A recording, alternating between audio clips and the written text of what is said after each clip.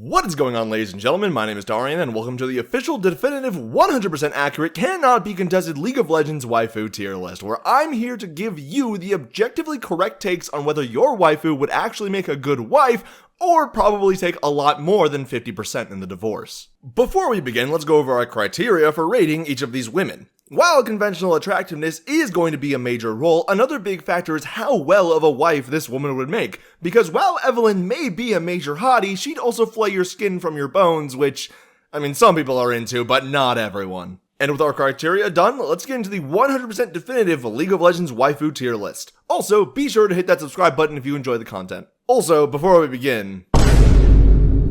Okay, that's a lot better. Considering the recent updates we've gotten to Ahri's lore, she would actually make a fairly nice wife as long as she doesn't accidentally kill you. She's very attractive, a nice person, and solidly lands in A tier. I feel like Akali is a little too much of a free spirit to really be tied down by marriage, and she probably also doesn't really know how to do much outside of killing people, so I'll be putting her in C tier. Anivia loses a lot of points for not being attractive because she's a fucking bird, but at the same time gains points because she'd make a very good wife in my opinion. B tier. I feel like this one doesn't need to be explained, but I'll explain it before I get people in my comments mad that I didn't put their anime waifu Akali here. She's actually a wife in the lore, is a leader of a whole tribe of people, genuinely cares about other people, and is very attractive. S tier. She's not that attractive outside of the face, and even the face that she has is a little... And she'd also probably eat you before you got a chance to ask her to marry you. F tier. On one hand, Briar doesn't really know what being a wife is, nor does she really know anything besides eating people, but on the other hand...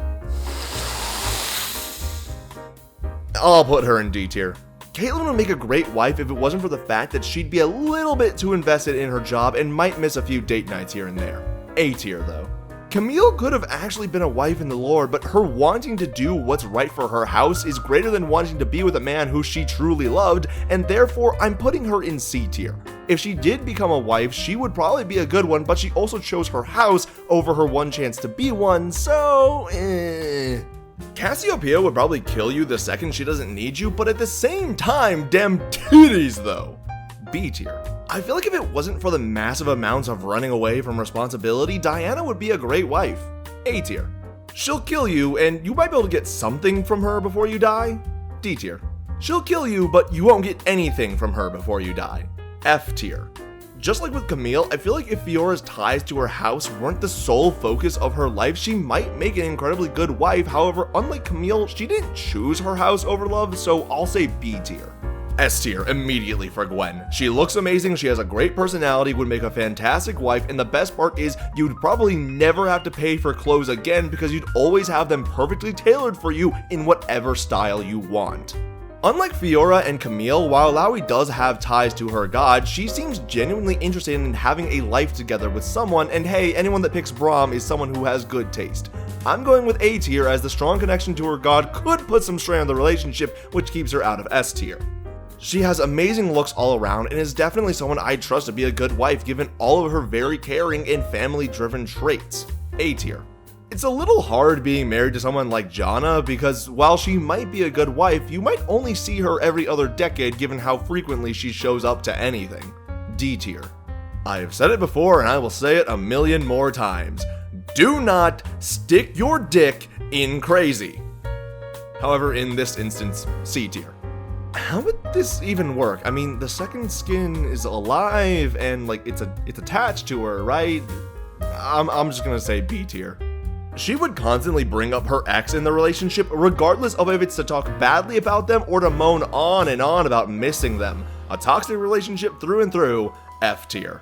A tier. The only reason she's not in S tier is because she's a political figurehead and you shouldn't trust the government. Considering the relationship that her and Garen have in the lore, I'm gonna go with B tier because she does seem like she'd be an amazing wife, but having your wife constantly trying to kill the guy you have to guard does feel like it may put some strain on the relationship. She would have absolutely no time for you in the relationship. D tier. Again, Lamb really wouldn't have time for you in the relationship, and she'd always have Wolf around as something less than a partner, but a lot more than a friend. I'm going with Jail though because you shouldn't be attracted to this. So I'll see you all in about a year. She would always be up to something behind your back and would probably kill you, enslave you, or put you in jail for life if you didn't meet her needs anymore, so I'm gonna go with D tier. Just like with other women on this list, if Leona didn't need to be the leader of the Solari the way that she does, she'd probably be an S tier, but because of that massive amount of responsibility that would put strain on the relationship, especially if you're not a Solari yourself, she lands solidly in A tier.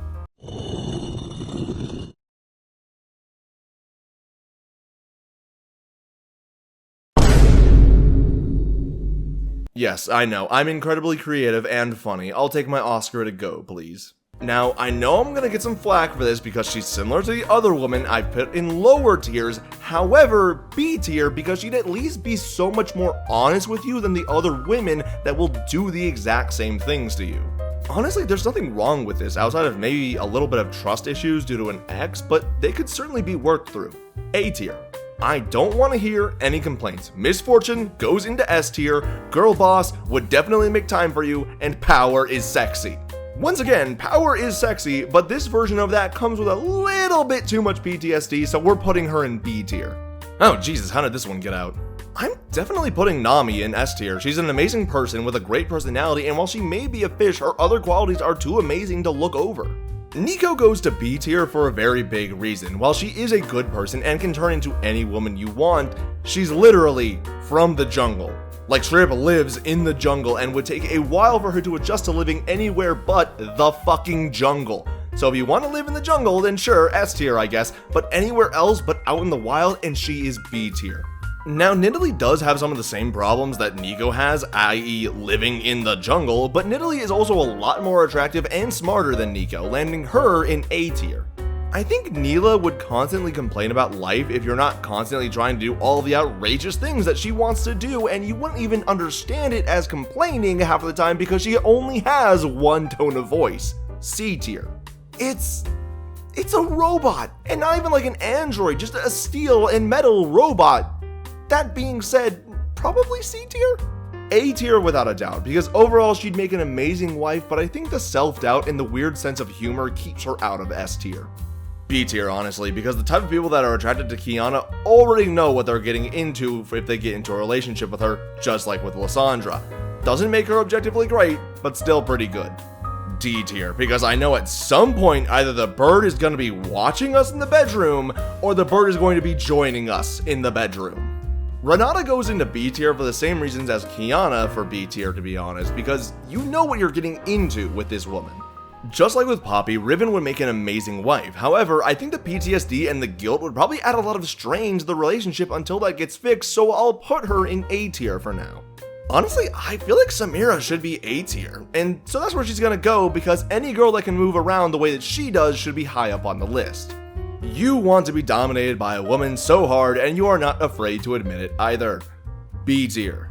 I think she and Lucian already have an amazing relationship together, so how could I put her anywhere besides S tier?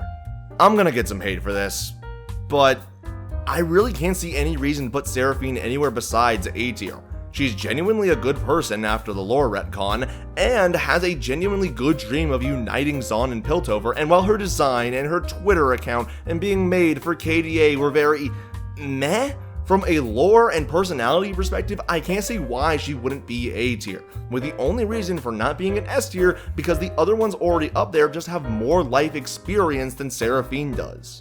Shyvana is without a doubt an A tier wife, and I will not be taking any questions on this one. While I think Sivir could be a great wife, her wanting gold more than a real relationship makes me think she'd sell me at her earliest convenience. D tier. I'm not explaining this one. Again, I'm not explaining this one. These last two should really be just self-evident. With her emotional stability being pretty bad, I can't see her being anywhere but C tier. Similar to Seraphine, I think Talia needs a lot more experience with life in general before she would be an S tier wife, and therefore land solidly in A tier. Tristana is a solid B tier with little room to move. She's a great person, strong leadership skills, and has an amazing personality, but she's just a bit too committed to her job to truly form a meaningful relationship with, but less so than others on this list that have the same problem. If it wasn't for the latex bodysuit, this big pile of trauma, mental illness, and zealotry would land herself in F tier, but that latex bodysuit brings her up to D tier. I'd say Vi will land solidly in A tier, right next to Caitlyn for pretty much the exact same reasons as Caitlyn. I mean, her and Rakan's relationship is probably the healthiest relationship in all of League, but at the same time, a big part of that is because Rakan is a part of that relationship, so I'll be putting Xayah at the bottom of S tier. Zeri definitely goes to B tier for a great personality, but is also someone who seems like she'd get way too far over her head way too often. She will turn you into fertilizer for her plants and only look moderately sexy while doing it. F tier. And there you have it, ladies and gentlemen, the 100% definitive, truthful, and completely accurate tier list about how well of a wife your League of Legends waifu would actually be. If you agree, that's great. If you disagree, well, you're just objectively wrong, and I can't be bothered to tell you why you're wrong, because as we should all know by now, I have objectively correct opinions on everything. Anyways, my name has been Tarian, and I hope you enjoyed this video. If you did, go comment down below what other tier list you'd like to see me do in the future, and while you're down there, go hit that subscribe button to be updated anytime any of my new videos comes out, and I will see you all next time. Bye bye!